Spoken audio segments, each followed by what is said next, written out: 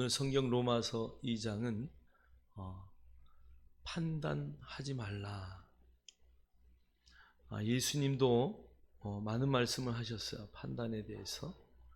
이 정죄의 그 놀라운 것들, 정죄하는 그 결과의 모든 것들을 하나님이 아시기에 우리에게 판단을 하지 말아라.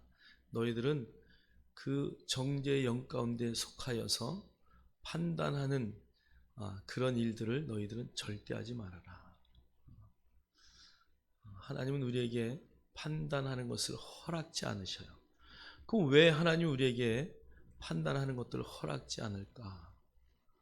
판단하는 것이 얼마나 위험하고 판단하는 그 사람이 당할 그 죄악이 얼마나 큰지를 하나님이 아시기 때문에 우리에게 판단하는 것을 허락지 않으십니다. 그러니까 판단을 할 때에 판단을 당하는 사람을 보호하기 위한 것이 아니라 판단하지 말라고 하신 의미 속에는 판단하는 내가 어떻게 될 것이라는 것을 아시기 때문에, 즉 판단하는 자를 보호하기 위한 하나님의 놀라운 은혜와 계획이 있다는 것을 우리가 아셔야 돼요. 여러분, 모세가 굿수 여인을 아내로 삼았어요. 그것을 보고 누가 판단했어요? 모세의 누이인 미리암이 내가 어찌하여 이방 여인을 아내로 삼았느냐 그러면서 모세를 판단하기 시작합니다. 그런데 그 미리암이 뭐가 걸려요? 어떻게 이렇게 잘하셔요? 문둥병이 걸려요. 여러분, 누가 문둥병이 걸려야 됩니까? 저 하나님 앞에 죄를 범한 모세입니다. 그런데 여러분, 모세가 아니라 그것을 정죄하고 판단한 미리암이 문둥병에 걸렸다는 것이에요. 여러분, 두 사람이 성전 앞에서 기도합니다. 세리가 저 구석에서 하나님, 나는 죄인입니다. 그런데 바리새인이 두 손을 높이 들고 기도합니다. 하나님, 나는 10의 하나를 하나님 것을 조금도 토색한 적이 없습니다. 나는 얼마나 율법을 잘 지켰는지요. 하나님, 나는 얼마나 하나님 앞에 열심으로 헌신했는지요. 하나님의 율법을 어긴 적이 없습니다. 그런데 하나님, 저 세리를 보세요. 어떻게 저자가 저기 와서 기도합니까? 하나님, 나는 의인입니다. 여러분, 성경의 요한복음의 그 후반부에 보면 이런 말씀이 있어요. 그들이 각자 집으로 돌아갔을 때 그 세리는 구원을 받았다. 구원을 누가 못 받았어요? 의인이라고 자칭했던, 그러면서 세리를 정죄했던 바리새인은 구원에 들지 못했다라고 성경은 말해요. 여러분, 어떤 경우에도 우리는 판단할 수가 없습니다. 여러분, 이 세상의 법도 마찬가지예요. 여러분, 경찰이 어떤 죄인을 판단할 수 있습니까? 아니요. 그는 조서를 꾸밀 뿐이에요. 여러분, 대통령은 누구를 판단할 수 있습니까? 아니요. 법상으로 판단할 수 있는 사람은 대통령도 아니에요.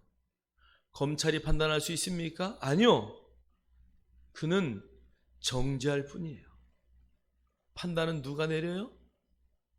판사가 내려요. 세상의 법도 판단은 판사만 할 수 있어요. 하물며 우리 그리스도인들이 하나님 법 외에, 하나님 외에 누가 판단하겠느냐고 성경에 기록되어 있음에도 우리는 수없는 판단을 내려요. 아담과 하와가 너 선악과를 먹으면 반드시 죽는다라고 하나님이 말씀하셨음에도 사단의 이야기에 달콤하여서 내가 하나님처럼 될 것이야. 네가 이것을 먹는 날에는 선과 악을 알게 돼. 그래서 하나님처럼 돼. 하나님의 말씀을, 하나님이 하신 말씀에 대해서 사단이 말이 더 옳을 거야 라고 판단하고 결단을 내립니다. 그 결과가 모든 인류가 죄를 범하는 것이죠. 여러분, 하나님이 판단을 했을 때 어떤 결과가 올 것이라는 것을 그분은 확실히 아시기에 우리를 보호하시기 위해서 절대 판단하지 말아라. 저와 여러분을 보호하기 위해서 말씀을 통해서 어떤 경우에라도 판단하지 말아라. 칼빈은 이런 말을 했더라고요. 칼빈 주석을 보니까 인간은 아무도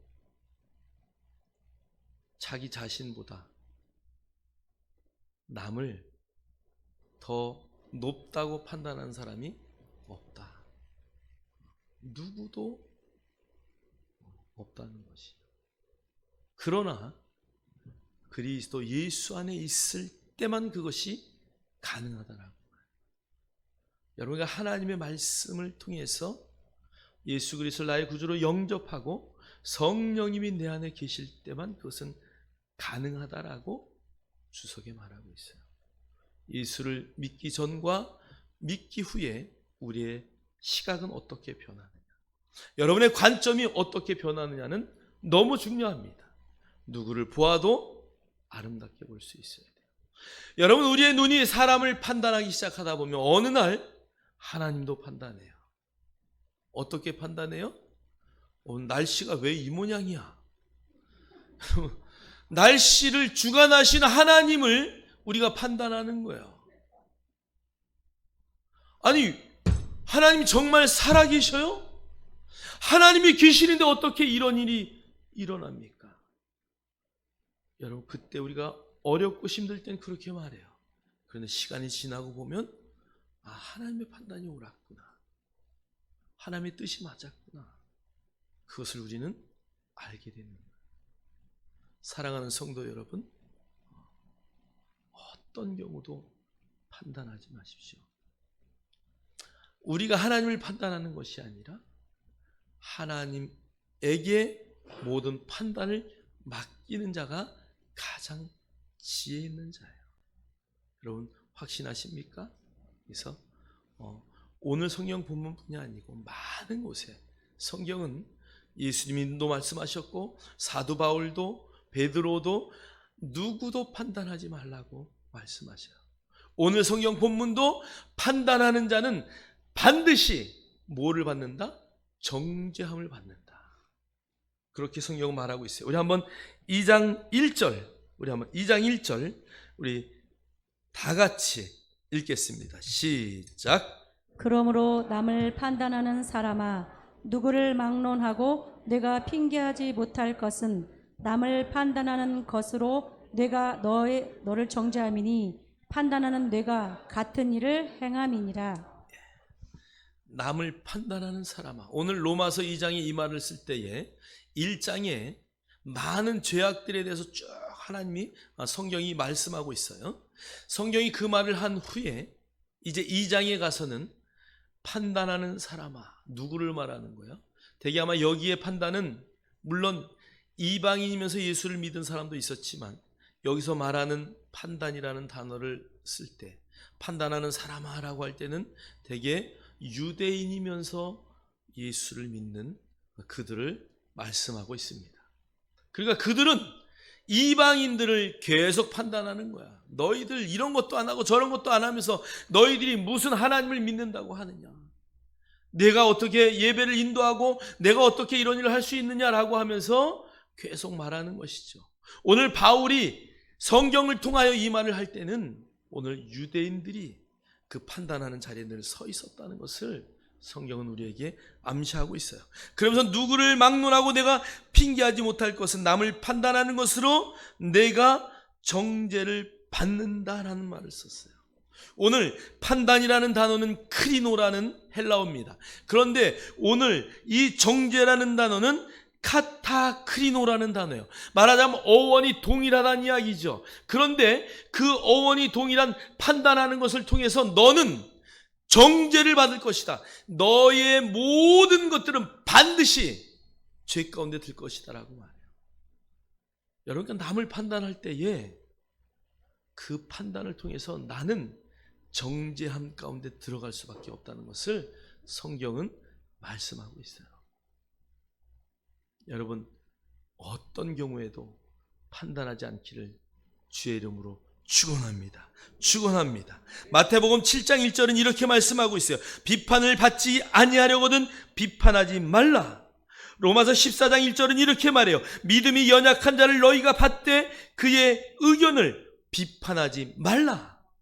여러분가 교회 안에서 얼마나 믿음이 연약한 자들의 그 언어들을 비판하고 판단하고 그들의 행동을, 아니 어떻게 예수를 믿으면서 저래? 그럴 때가 얼마나 많습니까? 한동안 우리의 영화계에서 유행했던 말이 있죠. 너나 잘해. 너나 잘해. 그게 우리가 영화의 대사 가운데 있었던 말이더라고요.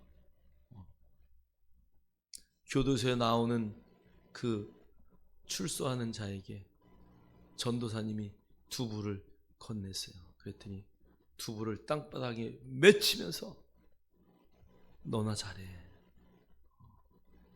시대의 유행어가 됐어요. 여러분, 세상 사람들이 우리를 안 보는 것 같지만 다 보고 있다는 거예요. 우리가 믿음이 연약한 자, 아니 아직 예수를 믿지 않는 자를 우리가 하나님의 말씀의 편견을 갖고 잣대를 들이대거나 판단한다면 우리는 하나님 앞에서 정죄함을 면치 못할 것이라는 것이죠. 여러분, 이래도 판단하시겠습니까? 고개를 이렇게 흔드시는 분이 별로 없네. 나는 그래도 판단하겠다. 그런 분들은 고개를 이렇게 하시기 바랍니다. 아무도 안 하시네. 할렐루야.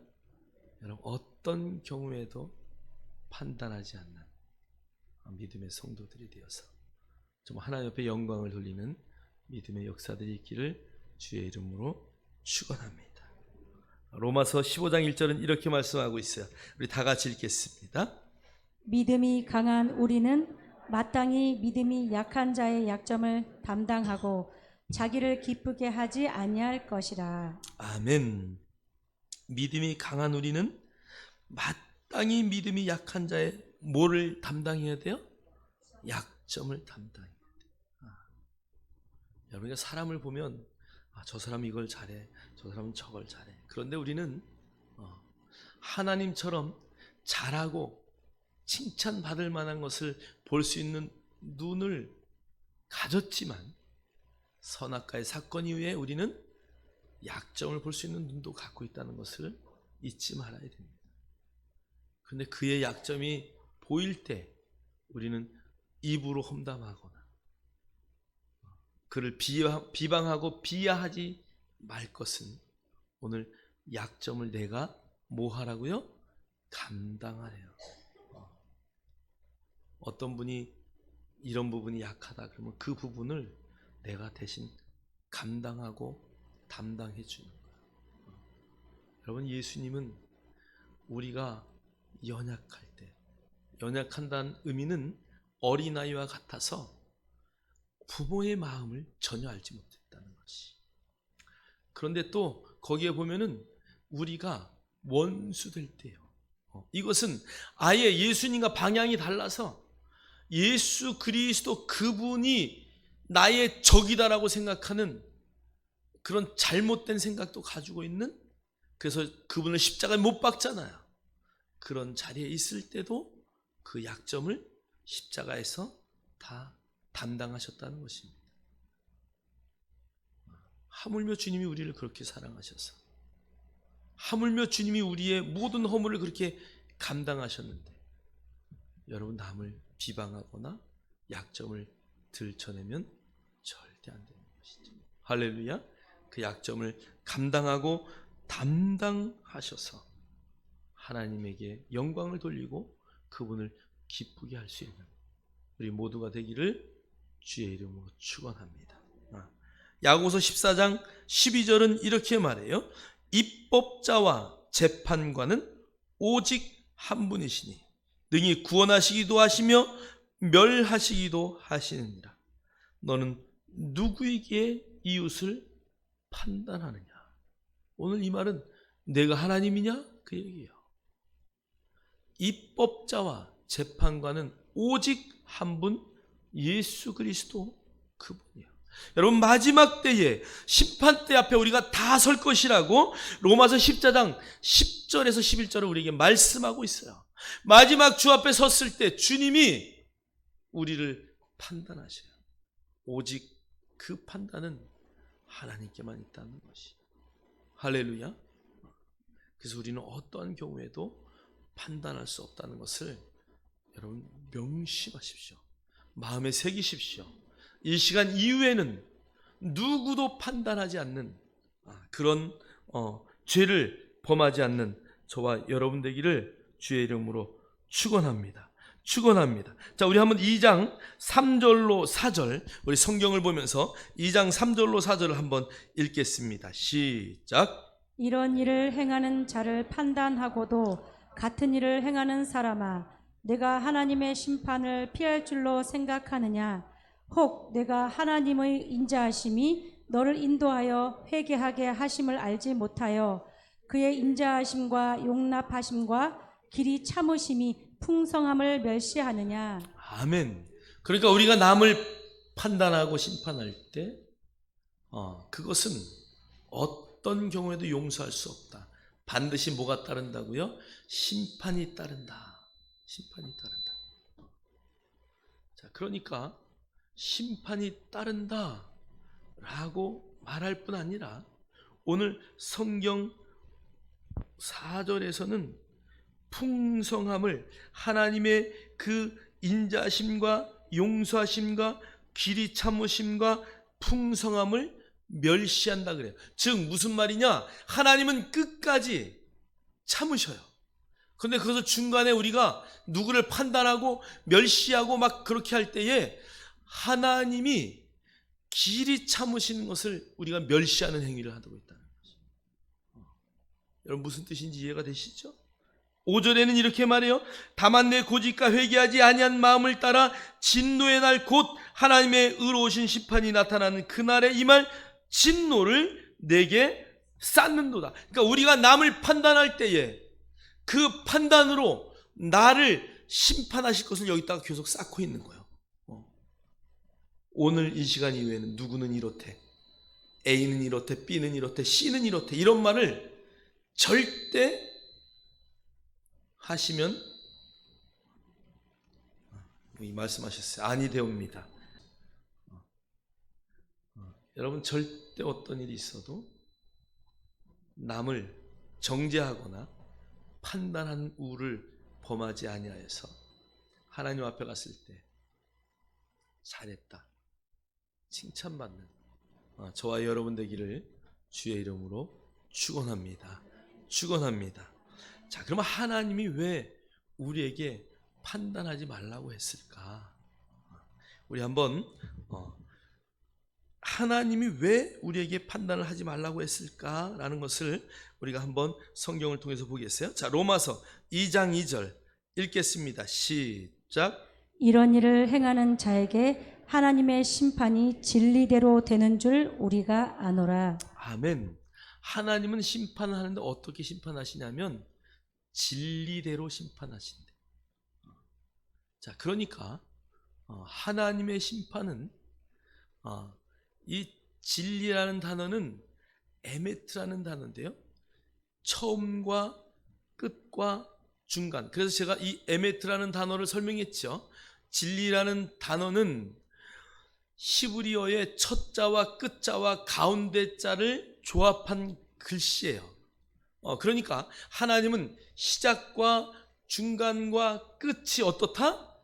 동일하다, 같다. 그 말씀하시는 거예요.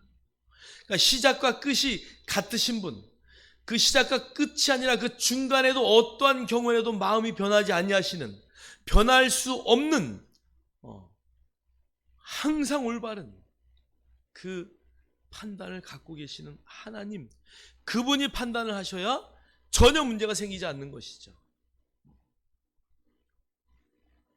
여우와 곰이 살았어요. 그런데 여우와 곰이 옆집에 살았는데 여우가 하루는 나무를 하러 갔다가 집에 돌아왔는데 도끼가 없어진 거예요. 힘센 곰이 분명히 내 도끼를 가져갔구나. 그래가지고 곰을 볼 때마다 무서워서 말은 못하고 저 곰이 내 도끼를 가져갔어. 그러면서 그를 볼 때마다 이 안에서 뭐가 나와요? 막 분노가 나오는 거예요. 분노가. 어느 날 이 여우가 자기가 나무했던 곳에 다시 도끼를 비싼 값에 하나 사가지고 도끼를 메고 올라가서 도끼질을 쾅 하다 보니까 자기가 도끼질을 끝내고 도끼를 나무에다 콱 박아놓고 온 도끼가 뚝 떨어지는 거야. 아이고, 도끼가 여기 있었구나. 그 도끼를 찾기 전까지는 곰을 보니까 곰이 온통 도둑놈처럼 보이는 거야. 저 도둑놈 보면 분노가 나오고 막 이 안에서 막 끌어넘치는 거야. 막. 곰이 여우야 놀자 그러니까 무슨 소리야 그러고 피해버리는 거예요. 곰이 여우야 이거 맛있는데 그러면 이게 무슨 독약을 탄 걸 갖다 주나 그러고 먹지도 않는 거야. 그런데 그 도끼를 찾고 난 이후에 내가 잘못 판단했구나. 그날 이후로 곰을 보는데 여우는 곰을 보면서 저렇게 선한 곰이 있을까? 저렇게 멋진 곰이 있을까? 시각이 확 바뀐 거예요. 여러분도 그런 적이 없습니까? 여러분 그런 판단을 갖고 내 안에 그것을 갖고 있을 때는 우리의 시각이 완전히 바뀌어요. 그래서 누구도 편견하지 말아야 될 것은 우리의 시각이 변함으로 우리 안에 분노가 자꾸 생깁니다. 잘못된 판단을 하면 여러분 그렇게 되는 것이에요. 여러분 하나님만이 옳은 판단을 하셔요. 그래서 그 말씀은 천지가 없어져도 영원하다고 성경은 말씀하고 있습니다. 여러분의 모든 판단을 하나님께 맡기십시오. 어떠한 경우도 판단하지 마십시오. 첫 번째 가장 중요한 이유는 우리가 판단을 하나님께 맡기고 하나님만이 판단하셔야 될 가장 중요한 이유는 그분은 늘 진리로 판단하시기 때문에 그래요. 여러분 그분께 판단을 맡기십시오. 누가복음 12장 2절은 이렇게 말해요. 감추인 것이 드러나지 않을 것이 없고 숨긴 것이 알려지지 않을 것이 없나니. 주님 앞에 서면 그런 역사가 나타나요. 여러분 가늠한 여인을 현장에서 체포했어요. 누가복음에 있는 말씀이죠. 현장에서 누가복음 18장에 보면 현장에서 그 가늠한 여인을 끌고 주님 앞에 와요. 그래가지고 그 주님 앞에 와서 돌로 쳐 죽이겠다고 많은 사람들이 돌을 들고 서 있어요. 여러분 물론 그들은 예수님 앞에 그 가늠한 여인을 체포하러 왔을 때 성경의 주석을 보면 성경이 성경을 해석할 때 이렇게 말해요. 만약에 예수님이 율법대로 돌로 쳐 죽여라라고 하면 예수님은 어떤 사람이다? 무자비한 사람이다. 그런데 만약에 죽이지 말아라 라고 나선다면 그는 율법을 어기는 사람이다. 그래서 그들이 예수님을 올무에 엮으려고 예수님 앞에 데리고 온 거예요. 예수님이 아무 말 하지 않아요. 침묵하셔요. 그리고 바닥에 글씨를 쓰셔요. 그리고 나서 죄 없는 자는 돌로 쳐라. 한 사람도 없이 다 돌아갔다고 성경은 말해요. 여러분 우리가 잘 묵상을 해서요. 예수님의 말씀 앞에 그 앞에 남은 자는 누구예요? 간음한 여인만 남았어요.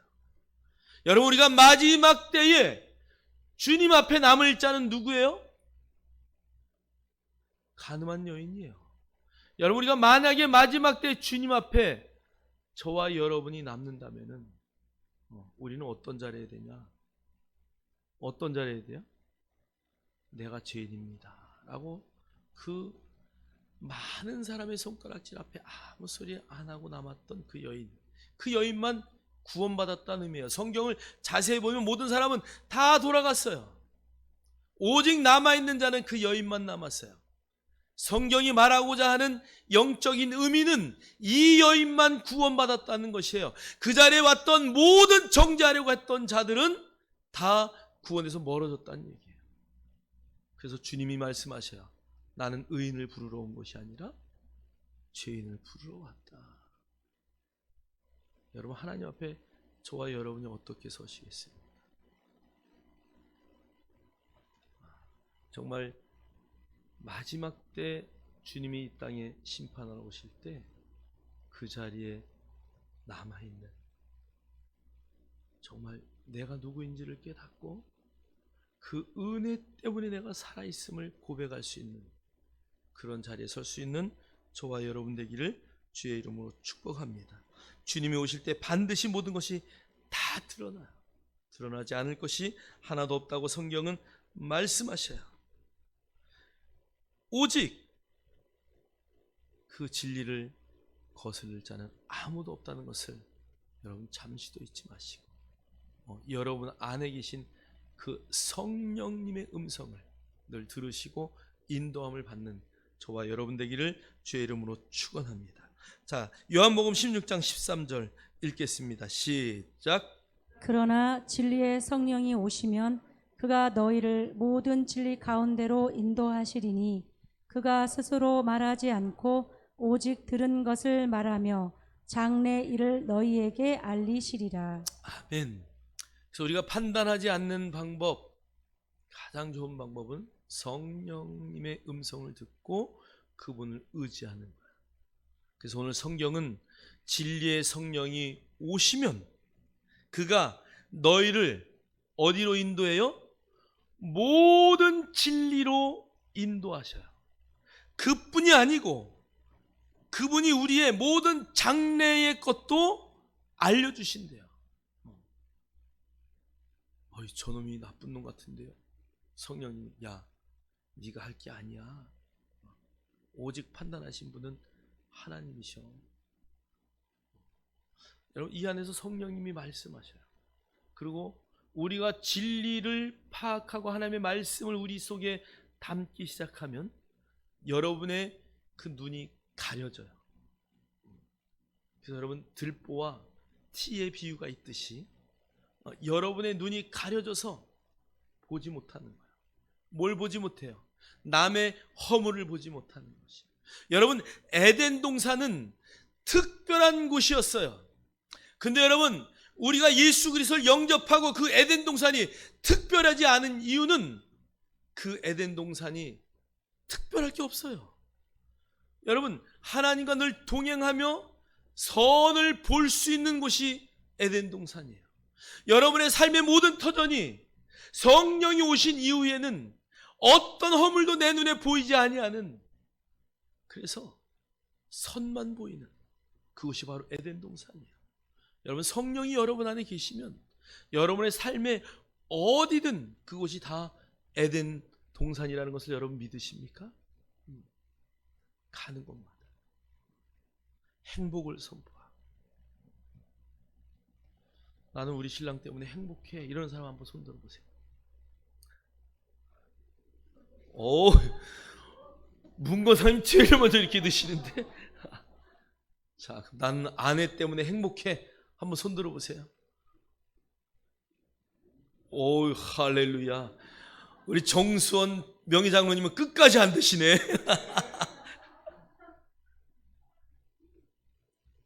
우리 오익은 피택장로님 왜 손 안 드셔요? 발을 드셨어요? 예, 할렐루야. 예. 손을 못 들면 발에도 드십시오. 여러분, 정말 표현하셔야 돼요. 부부가 동시에 손을 높이 드신 분은 저 뒤에 저기 김원희 집사님네 저기 내외백이 없는 것 같으네. 다시 한번 확인하겠습니다. 여러분 잘 보세요. 나는 내 남편 때문에 행복하다. 한번 손 들어보세요. 할렐루야. 예. 나는 내 아내 때문에 행복하다. 한번 손 드세요. 예. 할렐루야. 예. 너무 감사해요. 제가 우리 김원희 집사님 집에 신방을 갔는데 나는 너무 행복해요. 나는 아내 때문에 행복해요. 나는 남편 때문에 행복해요. 완전히 그 집에 가가지고 내가 행복 때문에 행복에 완전히 전이가 됐어요. 정말 그런 행복이 여러분의 삶 가운데, 여러분의 가정 가운데 막 넘치기를 주의 이름으로 축원합니다. 여러분, 사랑은 모든 허물을 덮는 거예요. 사랑하면 다 해결돼요. 성경은 사랑은 율법의 완성이다라고 말했어요. 그래서 여러분, 왜 우리가 모든 판단을 하나님께 맡기게 되느냐? 첫 번째, 하나님은 진리대로 판단하시기 때문에 그래요. 자, 두 번째는 하나님은 행한 대로 판단하시기 때문에 그래요. 자, 우리가 로마서 2장 6절로 7절 읽겠습니다. 시작. 하나님께서 각 사람에게 그 행한 대로 보응하시되 참고 선을 행하며 영광과 존귀와 썩지 아니함을 구하는 자에게는 영생으로 하시고. 아멘. 하나님은 행한 대로 모든 것을 갚으시기 때문에 그래요. 말하자면 공의의 하나님이셔요. 여러분, 우리가 행하지 아니하면 행하지 아니한 만큼 하나님으로부터 상급을 덜 받는 거예요. 무슨 말인지 이해되셔요? 뭐 하나님이 심판하신다니까 두려워 떠는 게 아니에요. 우리는 이미 예수 그리스도 안에서 그 구원의 자리에 임한 자리입니다. 그런 구원의 자리에 확실히 임한 자임을 믿습니까? 우리는 그 자리에 있어요. 자, 그러면 우리가 마지막 때 주님이 오실 때 우리를 심판하신다는 의미는 상급을 주시겠다는 의미예요. 행하는 게 여러분 어렵습니까? 아니요, 그렇지 않아요. 너무 쉬워요. 여러분, 내가 누구인지를 알면 돼요. 나는 하나님의 자녀라는 것을 확실히 안다면 여러분이 하나님이 행한 일을 따라가지 않을 수가 없어요. 저희 노회에 아버지가 노회의 목사님이시고 아들이 목사예요. 한 번은 우리가 등산을 갔다가 내려가는데 두 사람이 걸어서 내려가고 있어요. 마주 이야기를 하면서 둘이 내려가는데 제가 그 당시에 동영상으로 촬영했는데 이렇게 촬영을 했어요.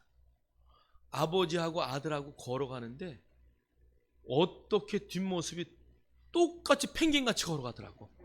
그래서 그걸 찍어가지고 노예 목사님한테 돌려가지고 얼마나 웃었는지 몰라.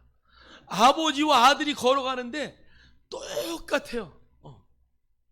여러분, 우리가 하나님이 나의 아버지라는 것을 늘 고백하십니까? 그분이 나의 아버지이심을 여러분 확신하십니까? 여러분, 하나님이 나의 아버지이기 때문에 아버지가 하신 말씀을 나는 행할 수 있는 능력이 내 안에 있다는 것을 인식하셔야 돼요. 행하는 것은 너무 쉬워요. 내 안에 성령님이 No 그러면 안 하면 돼요. 내 안에 성령님이 야 너무 기쁘다 그런 일만 하시면 돼요. 여러분의 이 심령 가운데 악이라는 단어를 아예 지워버리세요. 그게 아담과 하와의 모습이에요. 악한 것은 조금도 허락하지 마십시오. 어떤 경우에도 나는 선하다. 하나님의 말씀은 옳다. 그분의 말씀대로 나는 살 것이다. 아니, 그렇게 나는 살 수 있는 능력이 내 안에 이미 와 있다. 할렐루야. 여러분, 그것만 보시는 거예요. 주의 말씀은 내 발에 등이요 내 길에 빛이기 때문에 나는 그 밝은 데만 걷겠다라고 여러분 늘 믿음으로 선포하십시오. 그것이 내 것이 되는 것이에요.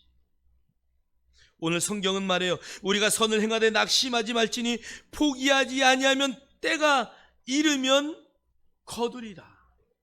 오늘 성경이 선을 행할 때 뭘 할 수 있다고요? 낙심할 수 있어요. 그런데 오늘 성경은 선을 행하되 낙심하지 말아라. 선을 행하다가 늘 낙심할 때가 얼마나 많은지 몰라요. 내가 이렇게까지 했는데 저 인간 이럴 때가 굉장히 많습니다. 저도 목사지만 솔직히 그럴 때가 조금 있어요. 하나님이 볼 때는 뭐 그놈이 그놈이지 뭐 똑같이. 근데 여러분, 그것은 뭐예요? 내가 선을 행하면서 사람에게 뭔가를 바라기 때문에 그래요. 여러분, 성경은 갚을 수 없는 자에게 선을 행하라 그랬습니다. 그래서 나그네와 과부와 고아와 레위인, 아무것도 갚을 수 없는 사람에게 선을 행하라고 성경은 말씀하고 있어요. 그러면 누가 갚으신다고요? 하나님이 갚으셔요. 여러분, 하나님이 갚을 때는요, 천배 만배가 아니에요. 어마어마하게 부어주셔요. 할렐루야. 내가 베푼 것에 수없는 은혜를 부어주셔요. 저와 여러분이 그렇게 행하기를 주의 이름으로 축원합니다. 그래서 여러분, 선을 행할 때 조금도 낙심하지 마세요. 내가 이거 줬으니까 너 이거 줘야 돼. 부모와 자식의 사랑은 전혀 그런 것이 없어요. 그래서 그것이 아가페 사랑의 본이에요. 본. 부모와 자식의 사랑이 그런 것처럼 하나님과 우리의 사랑이 그런 사랑이라는 것을 여러분 절대 잊지 마시고, 늘 부모의 마음으로 아가페 사랑을 베풀 수 있기를 주의 이름으로 축복합니다. 로마서 2장 9절로 10절 우리 다 같이 읽겠습니다. 시작. 악을 행하는 각 사람의 영에는 환난과 곤고가 있으리니 먼저는 유대인에게 그리고 헬라인에게며 선을 행하는 각 사람에게는 영광과 존귀와 평강이 있으리니 먼저는 유대인에게요 그리고 헬라인에게라. 할렐루야. 여러분, 악을 행하는 사람의, 우리 성경에는 영이라고 되어 있는데 원어에는요 혼이라고 되어 있어요. 악을 행하는 사람의 혼에는 환난과 곤고가 있다. 그러나 선을 행하는 각 사람에게는 영광과 존귀와 평강이 있을 것이다. 여러분, 무엇을 선택하겠습니까? 선을 선택하고 영광과 존귀와 놀라운 하나님으로부터 쏟아부어지는 평강을 누리기를 주의 이름으로 축원합니다. 축원합니다. 하나님이 주시는 것은 평안이야. 평강. 늘 그 내 안에 흘러나오는 생수같이 흘러나오는 그 평강을 누릴 수 있기를 주님의 이름으로 축원합니다. 자, 세 번째는 하나님은 외모를 취하지 않아요. 우리는요 얼마나 외모를 취하는지 몰라요. 사람의 외모를 통해서 모든 것을 판단할 때가 많아요. 자, 우리 로마서 2장 11절 읽겠습니다. 시작. 이는 하나님께서 외모로 사람을 취하지 아니하심이라. 아멘. 사무엘상 16장 7절 읽겠어요. 시작. 여호와께서 사무엘에게 이르시되 그의 용모와 키를 보지 말라. 내가 이미 그를 버렸노라. 내가 보는 것은 사람과 같지 아니하니 사람은 외모를 보거니와 나 여호와는 중심을 보느니라 하시더라. 아멘. 여러분, 오늘 사무엘은 그 당시에 모든 삼권을 가지고 있었어요. 사무엘은 왕을 뽑기 전에 왕권도 있었어요. 사무엘의 말 한마디면 백성이 움직였습니다. 그 다음에 사무엘은 제사를 드렸어요. 제사권도 가지고 있었어요. 사무엘은 선지자라고 성경이 말하고 있어요. 그러니까 선지자권도 가지고 있어요. 그러니까 삼권의 모든 것을 왕으로서, 제사장으로서, 선지자로서의 모든 역할을 다 감당했던 사람이에요. 하나님이 그에게, 사울에게 기름을 부어라. 그래서 사울을 왕으로 세웠습니다. 그리고 나서 하나님이 사울을 버렸어요. 사울을 버리고 하나님이 이새의 집에 가서 너는 기름을 부어라. 무슨 말이에요? 왕을 누굴 세우라는 이야기죠. 그러니까 사무엘이 하나님 앞에, 하나님, 내가 갔다가 사울이 알게 되면 어떻게 됩니까? 내 목숨이. 그러니까 걱정하지 말아라. 그냥 그 집에 그냥 어디 지나가면서 들리는 것처럼 하면서 뿔에 기름을 담아가지고 가라. 사무엘이 가가지고 아들들을 다 나열해 놓은 그 장소에 가서 첫 번째 딱 큰 아들 보니까 나머지 아들들은 볼 필요도 없어요. 기름을 붓겠다고 하나님 앞에, 하나님, 이자군요. 그리고 기름을 부으려고 딱 하는 순간 하나님이 스톱! 아니다! 사람은 다 외모를 본다. 너 지금까지 내 말씀 앞에 살아왔으면서 아직도 사람을 볼 줄 모르냐? 너 아직도 사람을 볼 줄 모르냐? 그러면서 하나님이 사람들은 외모를 보거니와 나는 뭐를 본다고요? 중심을 본다. 그래서 말제를 불러다가 기름 붓게 하셔요. 사무엘이요, 기름을 부으려고 할 때에 아니 왜 이렇게 조그만 놈, 못생긴 놈, 뭐야 이거? 아마 외모로 봤을 때는 아들 중에 가장 부족한 자예요. 그 실수를 사무엘이 할 뻔했다는 것이. 사람은 다 외모를 봐요. 여러분, 사무엘이 그럴 정도면 저와 여러분은 얼마나 사람들의 외모를 보겠습니까? 잘생겼네, 못생겼네, 뚱뚱하네. 나만 보면 뚱뚱하다 그래. 내가 얼마나 날씬한데. 저 거울을 보면 내가 얼마나 날씬한지 몰라요. 여러분, 그게 무슨 의미가 있어요? 사람의 외모가, 물론 여러분, 여러분의 얼굴에 은혜가 있는 것이 여러분의 외모로 나타납니다. 그러나 여러분, 그것으로 판단하시면 안 돼요. 그 판단마저도 하나님 앞에 맡기셔야 돼요. 모든 판단은 하나님께. 여러분, 성경에 가장 많은 판단 때문에, 가장 잘못된 판단 때문에 정말 가장 비극적인 죽음을 맞이한 자가 바로 사울이에요. 사울은 왕이 됐어요. 그리고 나서 사울은 전쟁터에 나갔는데 골리앗을 이길 사람이 아무도 없는 거예요. 사울도 골리앗 앞에 나가지 못하고 왕이지만 떨고 있었어요. 그런데 누가 나타났어요? 다윗이 나타났어요. 돌팔매로, 칼과 무기로 한 것이 아니라 돌팔매로 그 골리앗을 이겼어요. 다윗이 돌아올 때에 누구와 함께? 사울과 함께 전쟁이 끝나고 돌아오는데 그 소문이 벌써 그 예루살렘 동네에 쫙 퍼져가지고 사람들이 이렇게 칭송을 해요. 사울은 천천히요, 다윗은 만만이다. 그 말 한마디에 딱 뇌리에 뭐가 찍혔어요? 다음의 왕은 내 아들 요나단이 아니라 바로 다윗이 왕이 되겠구나. 그날부터 누구를 죽이기로 결심해요? 다윗을 죽이기로 결심해요. 그는 왕이 되어서 40년 동안 다윗을 죽이려고 온전히 잘못된 그 길을 가다가 결국은 전장터에서 죽어버려요. 사랑하는 성도 여러분, 어떤 판단을 하시겠습니까? 어떤 결정을 내리겠습니까? 여러분, 조금도 판단하지 마십시오. 잘못된 판단이 그의 일생을 망쳤다는 것이죠. 저와 여러분 늘 올바른 판단으로 모든 판단을 하나님 앞에 맡기고 알곡과 쭉정이가 함께 자라되 마지막 때에 하나님이 쭉정이를 다 뽑아내셔요. 뭘 보호하시기 위해서? 알곡을 보호하기 위해서. 야, 그 밭에 들어가지 말아라. 네가 뽑다가는 알곡이 다친다. 우리를 잘 아시는 거예요. 어떤 경우에도 판단하지 않는 저와 여러분 되기를 주의 이름으로 축원합니다. 축원합니다. 자, 우리 욥기 34장 19절 읽겠습니다. 시작.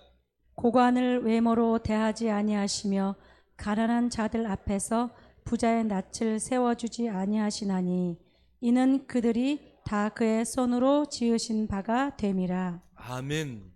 누구의 손으로 지었다고요? 하나님의 손으로. 이 땅의 모든 것을 하나님의 손으로 다 지으셨다. 우리가 시편 19편을 보니까 이 자연 모든 만물들이 다 하나님을 찬양. 이 땅에 사람 외에는 다 하나님을 찬양하고 그 영광을 그대로 돌려요. 제가 금요일 날도 그 얘기했지만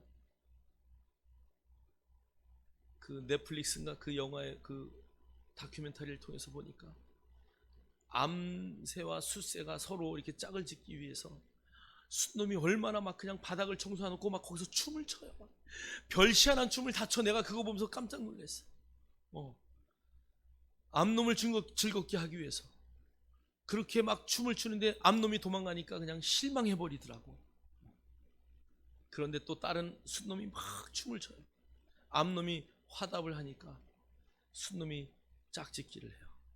여러분, 이 세상의 모든 생물들이, 모든 동물들이, 아니 심지어 꽃도 암꽃이 있고 숫꽃이 있어요. 여러분, 짐승들도 암놈이 있고 순놈이 있어요. 여러분, 순놈이 새끼 나는 거 봤어요? 그런데 우리는 순놈과 순놈이 살면서 이게 가정이래. 방해하지 말래. 여자와 여자가 사는데 존중해줘야 된대. 그것도 가정이라고 가정보호법을 지금 그렇게 만들고 있는 거예요. 여러분, 사람 외에는 다 하나님을 찬양하고 그 영광을 돌리는데 어찌하여 사람만 그렇게 잘못 판단하는지. 여러분, 말씀대로 살기를 주님의 이름으로 축복합니다. 자, 우리가 그러면은 말씀대로 살기가, 판단하지 않고 살기가 얼마나 어렵습니까? 여러분, 어렵습니까? 그러나 성경은 그렇지 않다고 말해요. 자, 우리 한번 맨 밑에 고린도후서 3장 18절 자, 읽겠습니다. 시작. 우리가 다 수건을 벗은 얼굴로 거울을 보는 것 같이 주의 영광을 보매 그와 같은 형상으로 변화하여 영광에서 영광에 이르니 곧 주의 영으로 말미암음이니라. 이것을 거울 원리라고 합니다. 우리가 거울을 보는 것처럼 여러분 뭐를 봐요? 주의 영광을 봐요. 여러분, 주의 영광을 본다라고 할 때 그 주의 영광은 우리가 막 환상을 통해서 보는 그것을 말하는 것이 아니에요. 오늘 우리가 거울을 보는 것처럼 뭘 봐야 되느냐? 말씀을 보는 거야. 말씀을 들여다볼 때 말씀 속에서 하나님의 영광을 보는 거예요. 계속 말씀을 집중하고 그 말씀을 읊조리고 그 말씀을 여러분이 고백하고 선포할 때에 여러분, 그 말씀 속에 하나님의 영광이 변화되어서 내 삶을 바꾸는 것이에요. 그래서 오늘 성경은 이렇게 말해요. 수건을 벗은 얼굴로 거울을 보는 것 같이 주의 영광을 너희들이 바라볼 때에 너희들은 그와 같은 형상으로 변화할 것이다. 그래서 영광에서 영광에 이를 것이다. 그런데 그것을 행하는 자는 누구냐? 바로 주님의 영이다 라고 말씀하셔요. 여러분, 하나님의 말씀을 여러분이 집중하고 계속 바라볼 때는 그 말씀이 오라, 그 말씀이 맞아, 그것을 여러분의 마음판에 새기고 여러분의 삶을 그냥 말씀이 오라 그러니까 그냥 가는 거예요. 그대로. 말씀이 그건 아닌데 그러면 하지 않는 거예요. 여러분, 행함의 주체, 여러분, 순종과 행함의 다른 것은 무엇이에요? 순종이나 복종이나 맹종이나 이것은 누구의 명령에 의해서 일하는 것이 바로 순종, 복종, 맹종이에요. 여기에는 다 따를 종이 있어요. 근데 여러분, 행하다라는 것은 주체가 나예요. 내가 그냥 스스로 그 일을 하는 거예요. 좋으니까 하는 거예요. 기쁘니까 하는 거예요. 그런데 여러분, 잘 생각해 보세요. 왜 신약과 구약은, 구약의 모든 말씀은 순종과 복종을 우리에게 강요하고 있는데 왜 신약에 와서는, 또 특히 서신서에서는 행하라 행하라 행함을 강조할까요? 행하는 것은 내 안에 계신 성령님을 따라가는 거예요. 할렐루야. 행하는 것은 누군가가 하라 말라에 따라서 움직이는 것이 아니라 내 안에 계신 성령님의 음성을 듣고 그냥 가는 거예요. 여러분, 말씀을 따라 행하기를 주의 이름으로 축원합니다. 축원합니다.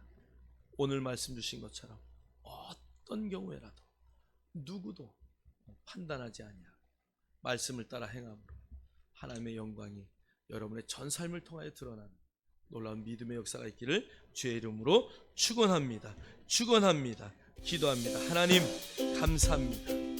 이 세상도 그 정욕도 지나가도 오직 하나님의 뜻을 행하는 자는 영원히 거한다고 요한일서 2장 17절에 우리에게 말씀하신 하나님을 찬양합니다. 하나님, 우리가 이 땅을 살아갈 때에 오늘 주신 말씀처럼 누구도 판단 판단하지 아니하며 오직 모든 판단을 하나님께 맡기는 지혜로운 자의 모습으로 살아가게 하심에 감사합니다. 하나님, 우리는 그렇게 행할 수 있는 하나님의 큰 능력이 이미 우리 속에 있음을 늘 주장하고 선포합니다. 성령이 내 안에 계시고 늘 성령의 음성에 기울일 수 있는 놀라운 은혜를 부어주시며 감사합니다. 예수님 이름으로 기도하옵나이다.